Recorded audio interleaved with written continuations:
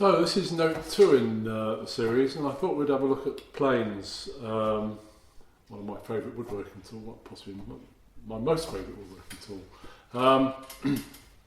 And we're specifically looking at what we call bevel down planes, where the blade is inserted into the plane with the bevel downwards. Bevel up planes are sort of a different species in a way, and we'll possibly look at them in a later video. So if we have a little look at the history, up until about the end of the 19th century, most planes would have looked something like this or this. So this is just the sort of familiar wooden block plane. Block plane's a bit of a misnomer because there is actually a plane called a block plane. But this is a plane made out of wooden block, and this might have been the sort of plane that Jesus' dad might have used actually thousands of years ago. And also they might have been what we call an infield plane. So this is an infield plane here. It consists of a metal outer construction. So the sides have been dovetailed into the sole of the plane, and then there's a wooden infill that fits into the recess between the sides. So that would be rosewood or ebony possibly. Beautiful planes to use. They cut very nicely. As you can see, they've got a very thick blade normally. This one's been a bit spoilt because the handle's been replaced by a rather ugly Iroko handle, which one day, when time allows, I'll replace with a rosewood handle.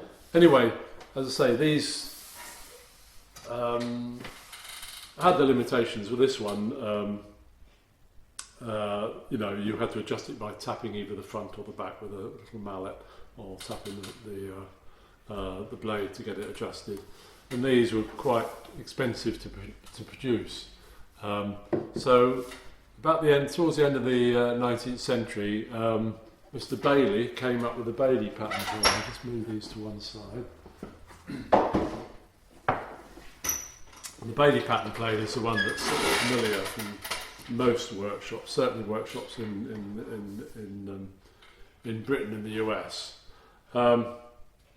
So you'll be familiar with something like that. The Bailey, when he defined his pattern, he numbered them. So right down at the bottom end of the scale, we've got, you'd have had a number 1, which I've never seen. They're very rare, sort of collector's items, and fetch quite a lot of money in auctions. Right up to a number 8, which are more common, but I don't actually have a number 8. The longest one I have is a number 7. So, and the smallest one I've got is a number 3. And I've done a quick bit of measuring on them just now. And this number 3 is about 9 inches long. That's 23 centimetres, going up to the number 7, 22 inches long, which is 56 centimetres. And then the planes I have in between, I do have a number 6, which I haven't got out. The planes I have in between is a number 4, 10 inches, about 22.5 centimetres. And then I also have a couple of number 5s here on show. And they are 15 inches long, about 38 centimetres. Equivalent of 38 centimetres. The blade width can vary along the range as well. So down at the bottom end here, I can't remember what width the blade is on number 3. As I say, I've never used this. It hasn't even got a blade in it. It's one that I came by many years ago in an auction, I think, with a whole load of other stuff. But certainly when you get up to number 4s, the standard number 4 has a 2-inch wide blade in, 5 centimetres, and the standard number 5 has a 2-inch blade in. But you can get 4.5s and 5.5s, and they have slightly wider blades. They're the same length, but they have slightly wider blades at 2 3/8, which is about 6 centimetres. So that's the range, and I would suggest that if you only have one plane, it would be at a 5.5. Some people recommend a 4, but I think a 5.5's got a bit more oomph to it. And for beginners, I think it's easy to use because you've got this nice big flat at the front here, which makes it easier to get it flat onto the work that you're planing. Whereas number 4 only has a very small area there, which can make it a bit tricky. And plus, the number 5 has more oomph, as I say. It's got more momentum, and a lot of planing is about momentum. I've realised that I haven't really explained why we have so many different planes, really, different lengths of planes, and it's really all to do with how the plane sits on the contours of the wood. Imagine we've got a piece of wood, very much exaggerated, which is sort of undulating like that. If you've got a short plane, it will sort of follow the contours. It will go up and down along the contours, and you'll end up with a piece of wood that's just a bit thinner, but still not flat. Whereas if you've got a long plane,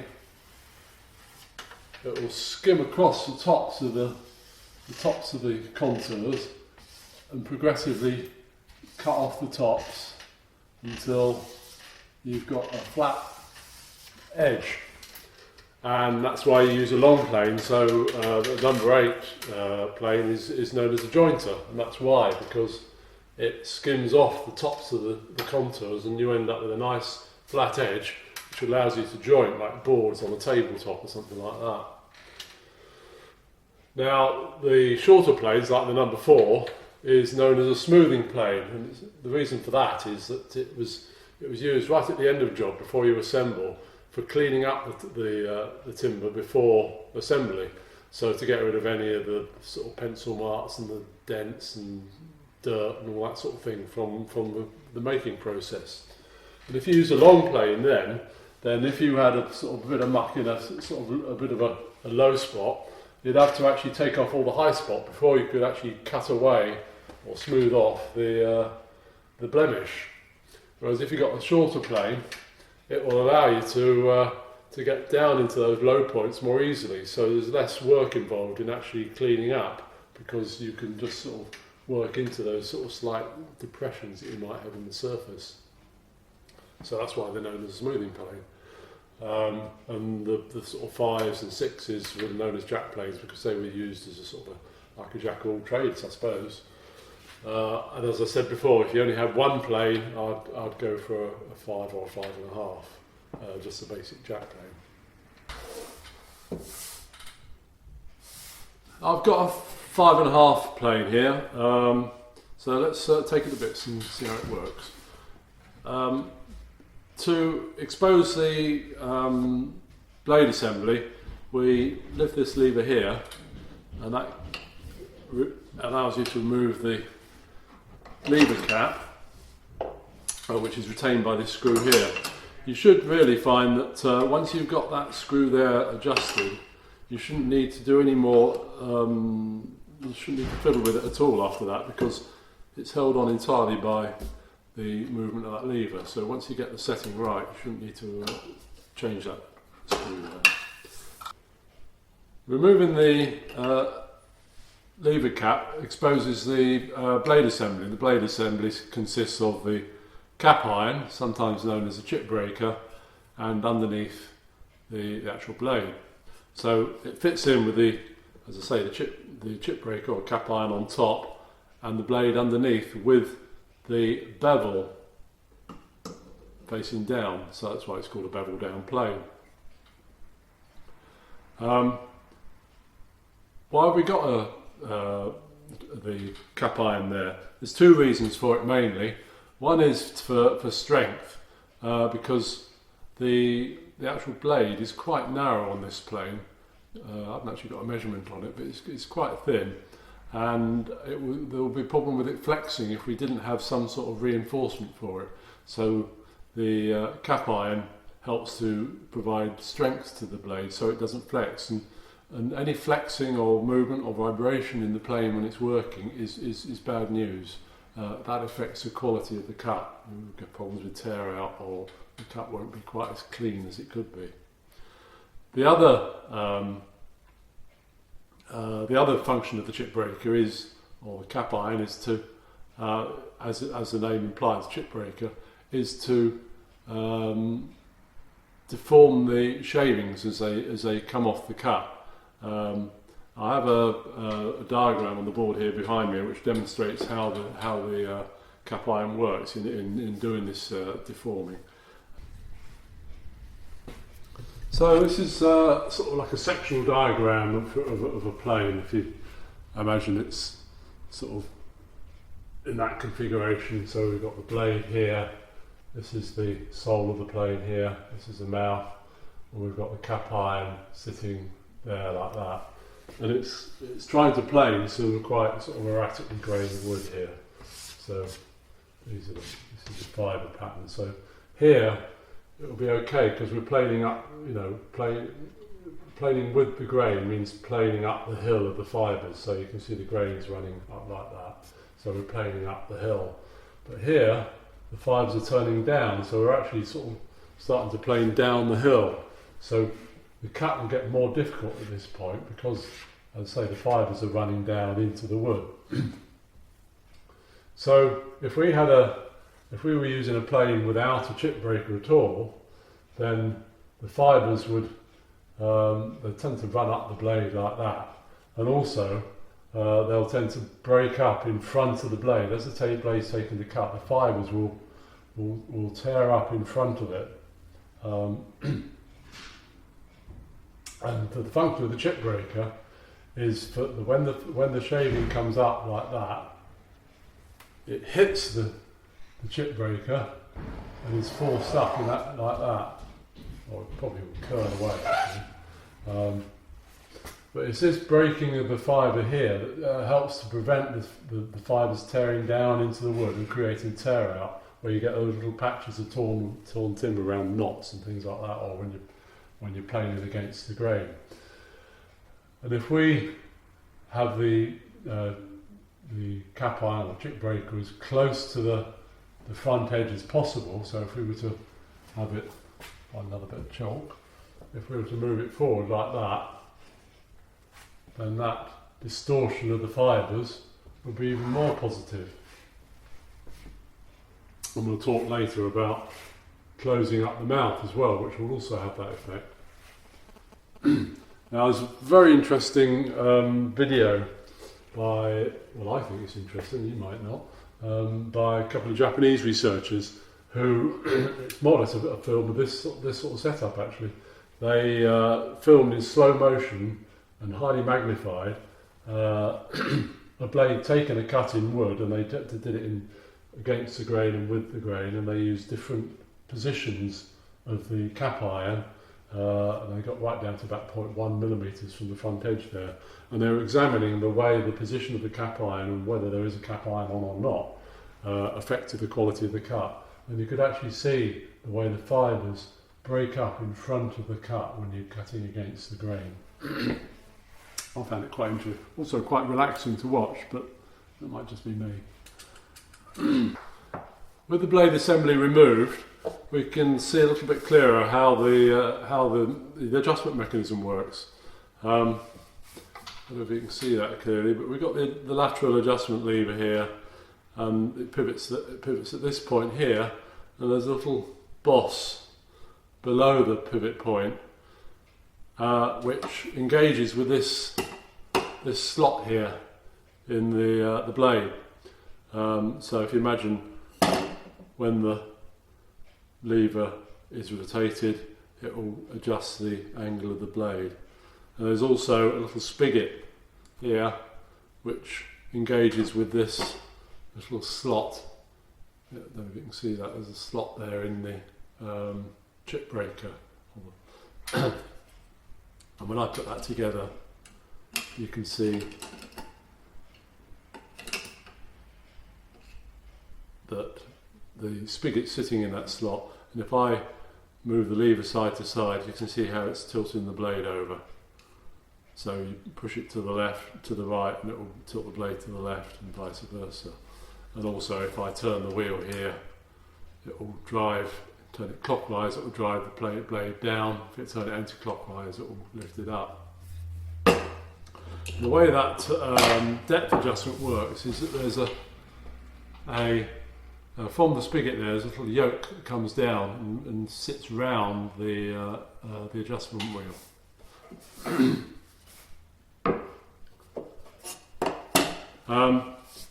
We can see that the whole adjustment mechanism sits on to what's called the frog. And the frog's there basically to hold the blade, well, to hold the adjustment mechanism, but also to hold the blade at the required angle to take the cut, and that's usually reckoned to be about 45 degrees.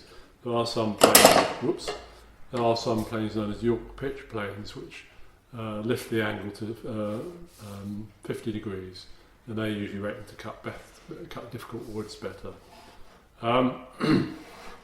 Now, I suppose if you have a very vivid imagination, you could imagine that as a frog sitting there, and that's its tongue coming out. The frog is actually held in place by a couple of screws here. I need to get a screwdriver for.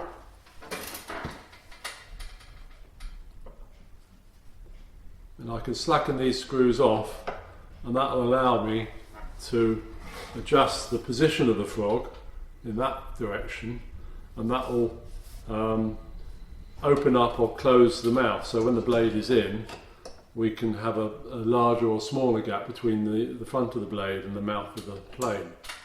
So if I slacken those off, there's another little screw pointed out to you down there below the adjustment wheel. And that screw, if you turn it clockwise, it will move the frog forwards, closing the mouth up, or anti-clockwise, move it back. If I actually undo these frog screws completely, we'll be able to see how the frog actually sits down onto the sole of the plane. So I can lift that away, and we can see if I get something to point with. We can see that there's actually 4 points of contact. There's 2 here and 2 here. So you can see now that these 2 parts here sit down onto those 2 there, and these 2 sit down onto there. And that's quite that is partly one of the reasons why the more market planes, these planes here we're looking at here are just sort of record and standing ones, older record and standing ones which I've bought on eBay. But there are more expensive planes such as Clifton and Lie-Nielsen, and it might be interesting at this point just to look at why they are so much more expensive. One of the reasons is that the blade assembly is a lot more chunky, so we've got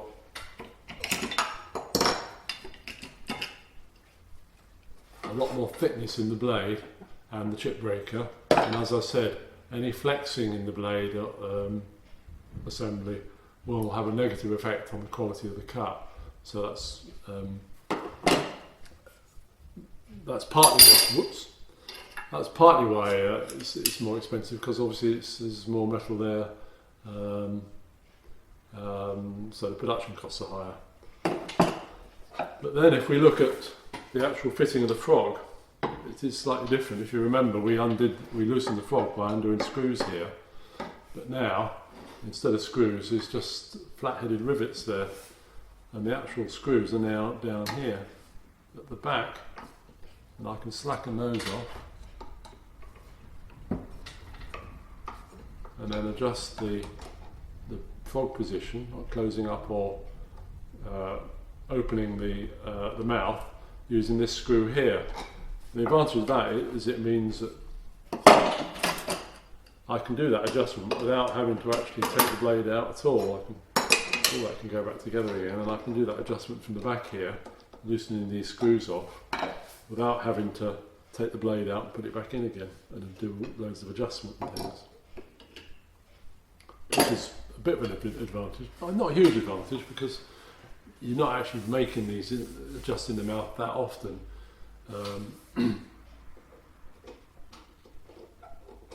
So if I undo these screws even further, we can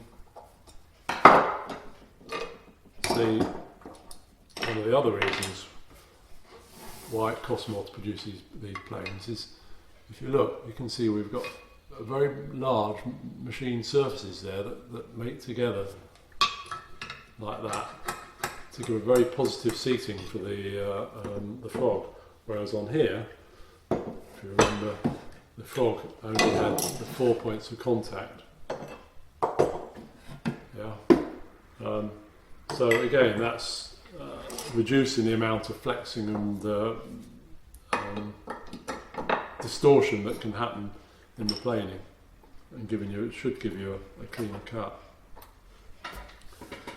Now, as I said before, it pays your money, it takes a choice. These are probably about 350 quid, whereas you can pick up one of these for about £45 on eBay. Now, you have to spend a lot of time fettling it up. You can get a good enough cut from one of these planes for our purposes, I think, really.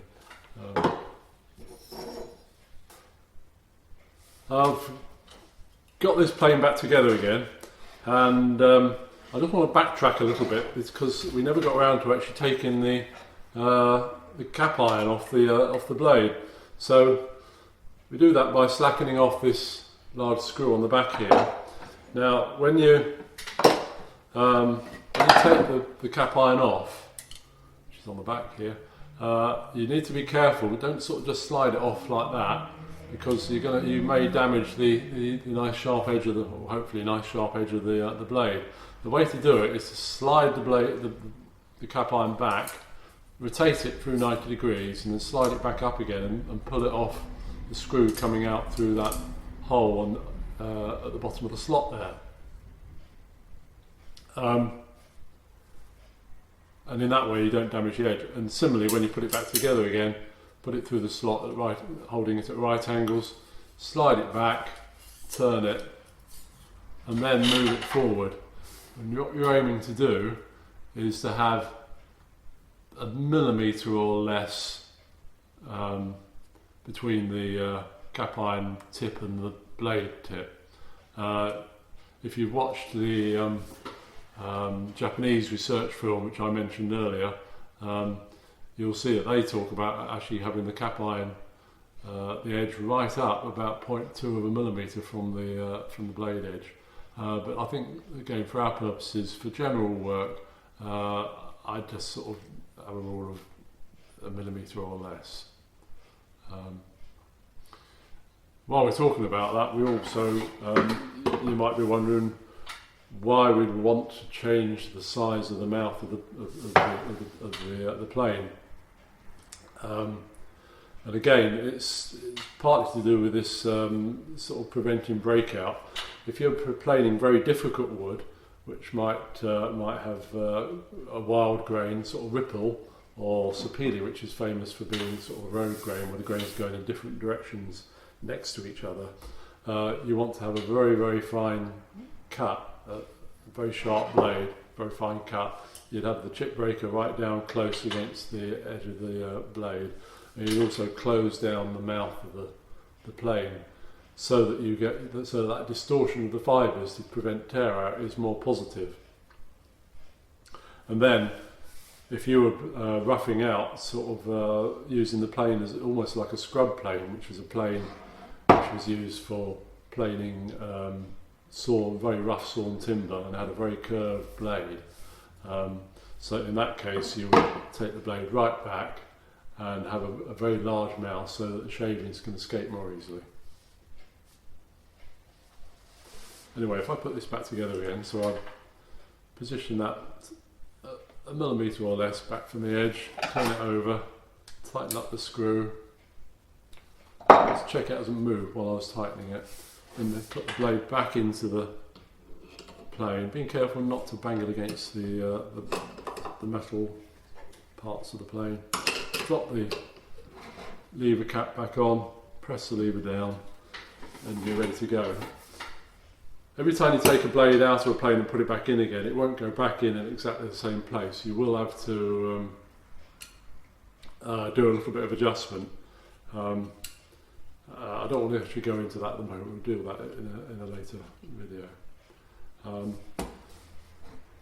So that's it really. That's the innards of a plane really. So if you feel like it, it would be nice if you could subscribe to the channel, and if you have been, thanks for watching.